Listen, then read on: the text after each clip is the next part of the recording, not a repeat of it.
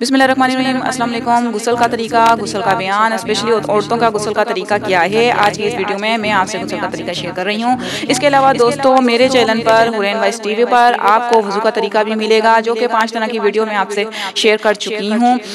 उनमें ये बातें हैं कि वज़ू किन किन चीज़ों से टूट जाता है, वज़ू की तोड़ने वाली चीज़ों का बयान क्या है, वज़ू के मसाइल कौन से हैं, वज़ू में मकरूह, वाजिब, सुन्नत, फ़र्ज़, वज़ू में क्या है, तहारत यानी वज़ू और गुस्ल करने की फजीलत का सवाब क्या है, और वज़ू के बाद की दुआ क्या है, वज़ू के शुरू की दुआ क्या है, और माजूरी के हालत में वज़ू करने का क्या हुक्म है और उसके मसाइल क्या हैं। तमाम किस्म की वज़ू के हवाले से तफसील के साथ लॉन्ग वीडियोस में 5 तरह की अपने हुरैन वाइस टीवी पर आप लोगों से शेयर कर चुकी हूँ। तो जी इसके अलावा मेरे चैनल हुरैन वाइस टीवी को आप ज़रूर सब्सक्राइब कर दीजिए और बेल आइकन के बटन को ऑन कर दीजिए और वीडियो को लाइक एंड शेयर ज़रूर कर दीजिएगा। मसला नंबर 1, गुस्ल करने वाली को चाहिए कि पहले घुटनों तक दोनों हाथ धोए, फिर इस्तंजे की जगह धोए। हाथ और इस्तंजे की जगह पर निजासत हो तब भी और ना हो तब भी हर हाल में इन दोनों को पहले धोना चाहिए।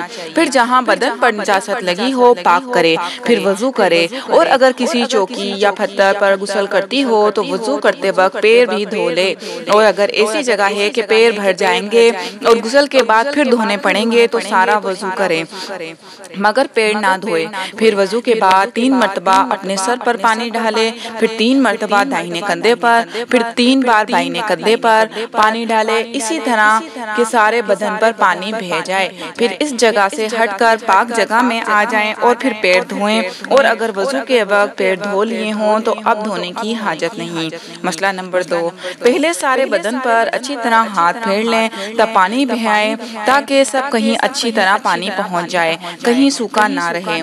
मसला नंबर 3, गुस्ल का तरीका जो मैंने आपको बयान किया है सुन्नत के मुआफिक है। इसमें से बास चीजें फर्ज हैं कि बे उनके गुस्ल दुरुस्त नहीं होता, आदमी नापाक रहता है, और बास चीजें सुन्नत में उनके करने से सवाब मिलता है और अगर ना करे तो भी गुस्ल हो जाता है। फर्ज फकत 3 चीजें हैं। नंबर 1, इस तरह कुल्ली करना कि सारे मुंह में पानी पहुंच जाए। नंबर 2, नाक में पानी डालना जहां तक नाक नरम हो। नंबर 3, सारे बदन पर पानी पहुंचाना। मसला नंबर 4, गुस्ल करते वक्त किबले की तरफ को मुंह ना करे और पानी बहुत ज्यादा ना फेंके और ना बहुत कम ले कि अच्छी तरह गुस्ल ना कर सके, और इस जगह गुस्ल करे कि इसको कोई ना देखे। और गुस्ल करते वक्त बातें ना करें और गुस्ल के बाद किसी कपड़े से अपना बदन पोंछ डालें और बदन ढकने में बहुत जल्दी करें, यहाँ तक कि अगर वजू करते वक्त पैर ना धोए हों तो गुस्ल की जगह से हटकर पहले अपना बदन ढकें, फिर दोनों पैर धोएं। मसला नंबर 5, जब सारे बदन पर पानी पड़ जाए और कुल्ली कर लें और नाक में पानी डाल लें तो गुस्ल हो जाएगा, चाहे गुस्ल करने का इरादा हो चाहे ना हो।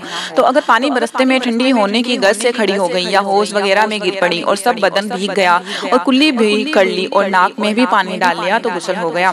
इसी तरह गुस्ल करते वक्त कलमा पढ़ना या पढ़कर पानी पर दम करना भी जरूरी नहीं, चाहे कलमा पढ़े या ना पढ़े, हर हाल में आदमी पाक हो जाता है।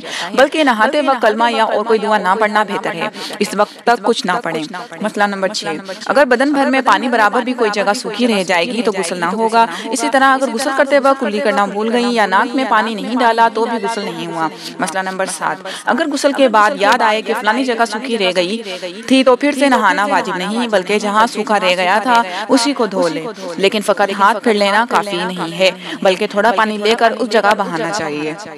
और अगर कुल्ली करना भूल गई हो तो अब कुल्ली कर ले। अगर नाक में पानी ना डाला हो तो अब डाल ले। गर्ज के जो चीज रह गई हो अब उसको कर ले, नए सिरे से गुस्ल करने की जरूरत नहीं। मसला नंबर 8, अगर किसी बीमारी की वजह से सर पर पानी डालना नुकसान करे और सर छोड़कर सारा बदन धो ले तब भी गुस्ल दुरुस्त हो गया, लेकिन जब अच्छी हो जाए तो अब सर धो डाले, फिर से नहाने की जरूरत नहीं। मसला नंबर 9, पेशाब की जगह आगे की खाल के अंदर पानी पहुंचाना गुस्ल में फर्ज है, अगर पानी ना पहुंचेगा तो गुस्ल ना होगा। मसला नंबर 10, अगर सर के बाल गूंदे हुए ना हो तो सब बाल भिगोना और सारी जड़ों में पानी पहुंचाना फर्ज है।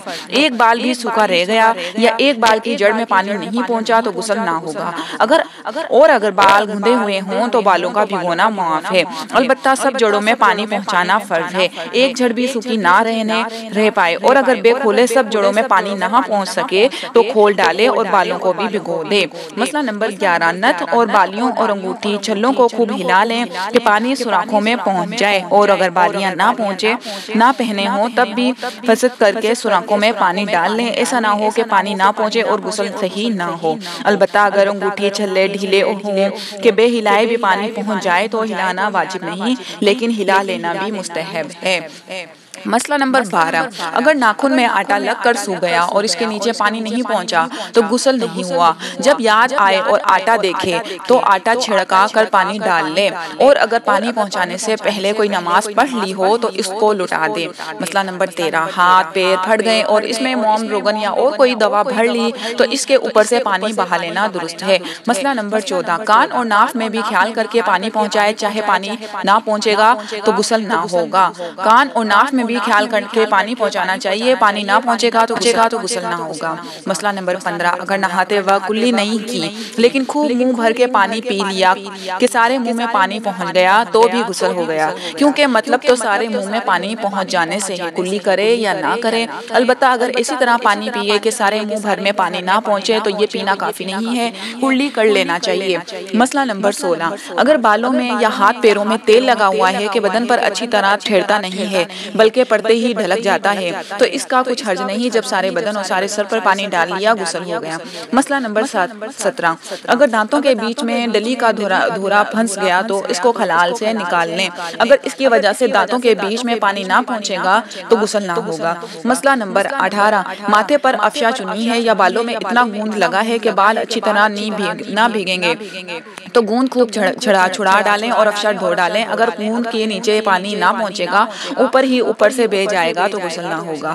مسئلہ نمبر 19، اگر مسی کی دھڑی جمائی ہے تو اس کو چھڑا کر کلی کرے، نہیں تو غسل نہ ہوگا۔